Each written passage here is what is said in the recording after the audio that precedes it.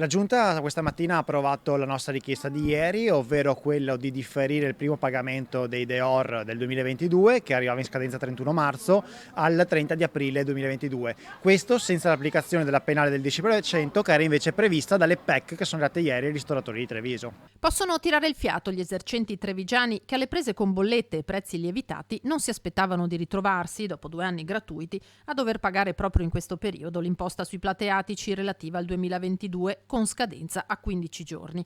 Bollette da migliaia di euro che i più non sarebbero riusciti a versare entro la scadenza, ritrovandosi poi la maggiorazione. Provvidenziale è stata quindi la richiesta di Veneto Imprese Unite, subito recepita da Cassugana. Quindi a questo punto abbiamo fatto veramente risparmiare un 10% della prima rata e sono bei soldi che rimangono in cassa in un momento in cui le bollette aumentano, le forniture aumentano e il lavoro però fatica ancora a ripartire. Anche questo aiuta a riavviare un meccanismo che la pandemia ha fortemente rallentato e che rincari e timori legati alla guerra continuano a frenare. Molte aziende avrebbero dovuto vivere un marzo e un aprile veramente in difficoltà, così un po' di sollievo c'è, riusciamo a tenere un po' di liquidità in azienda, che è quello che abbiamo chiesto al vice sindaco anche settimana scorsa durante la riunione, e tenere liquidità in azienda in questo momento ci permette di guardare alla ripartenza con un po' di ottimismo in più.